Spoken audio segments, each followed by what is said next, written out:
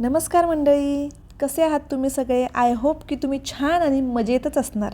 तर आजच्या दिवसाची सुरुवात झालेली आहे. आज आहे माझा स्टेज परफॉर्मन्स. सो या डान्स परफॉर्मन्ससाठी आज मी छान मेहंदी काढलेली आहे, तुम्ही बघत आहात आणि मी खूप एक्सायटेड आहे. तर चला मी माझा तुम्हाला कॉस्ट्यूम दाखवते. हा बघा, हा ब्लाऊज आहे जो त्याने कापड दिलं होतं, तर सगळ्यांनी सेम शिवून घ्यायचं होतं सेम पॅटर्नमध्ये.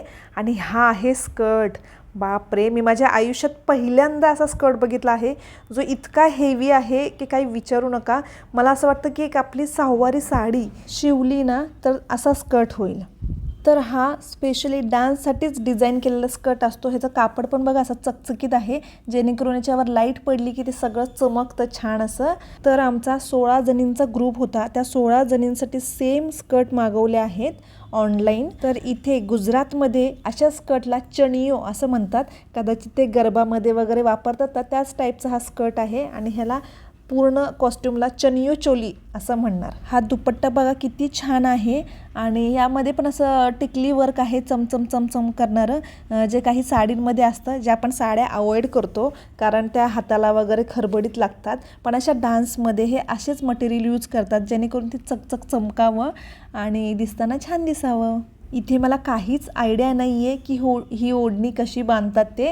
हे डायरेक्ट मला ग्रीन रूममध्ये म्हणजे बॅक स्टेजला जाऊनच तिकडे मी कोणाकडून तरी बांधून घेणार आहे. तर इथे सगळ्यात महत्त्वाचं काम म्हणजे इस्त्री करणं कपड्यांना.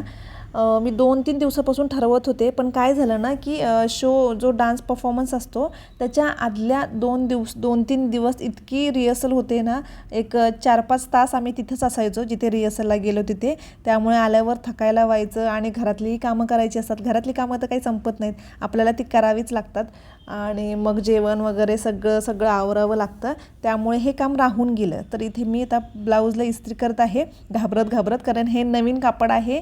भीती वाटायची चिकटतं की काय एकदम, पण नाही झालं तसं. हलके मी आपली इस्त्री करून घेतली. ओढणीला पण लागलंच इस्त्री थोडीशी करून घेतली कारण खूप चुरगळली होती ती. त्या छोट्या टिकल्यांमुळे मध्ये तर काही इस्त्री व्यवस्थित करता येत नव्हती, पण नंतर लक्षात आलं की जे काटच फक्त व्यवस्थित करून घ्यावे कारण ते छान प्रेस होत होते.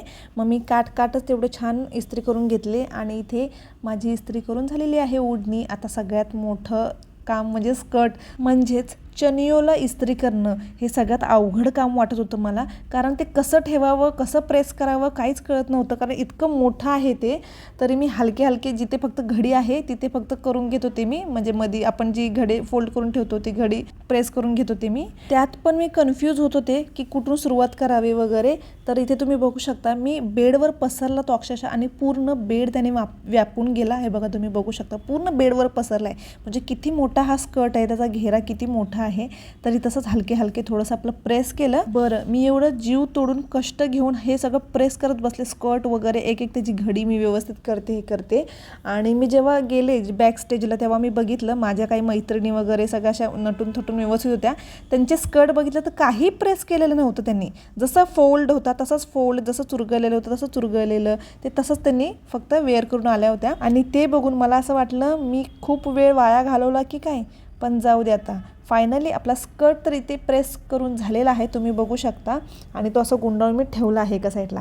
तुम्ही बघू शकता माझा लुक अशा प्रकारचं. मी सगळं घरगुती केलं आहे, काही पार्लर वगैरे काही केलं नाही, कारण पार्लरमध्ये 1,500 रुपये घेतात हेअरस्टाईलचे, 500 आणि 1,000 रुपये मेकअपचे. त्यापेक्षा मी घरच्या घरी केला आणि दोघींचाही केला आहे मीच.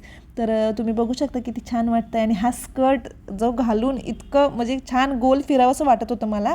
सो काही पसारा आहे तो साईडला केला आणि मी एक राऊंड मारून बघत होते, किती छान वाटत होतं हे. मी ठरवलं होतं की मेकअप करताना ही व्हिडिओ काढायचा, पण ते जमलं नाही कारण आम्हाला 6 वाजता पोचायचं होतं तिथं. प्रोग्राम भलेही 8:15च्या पुढे सुरू होणार होता, पण आम्हाला लवकर पोचायचं होतं. त्यामुळे दीप्तीचा आवरून घेतला आधी, नंतर मी माझं फटाफट एक अर्ध्या तासात माझं सगळं आवरलं असेल. तर माझे 6 वाजता आले.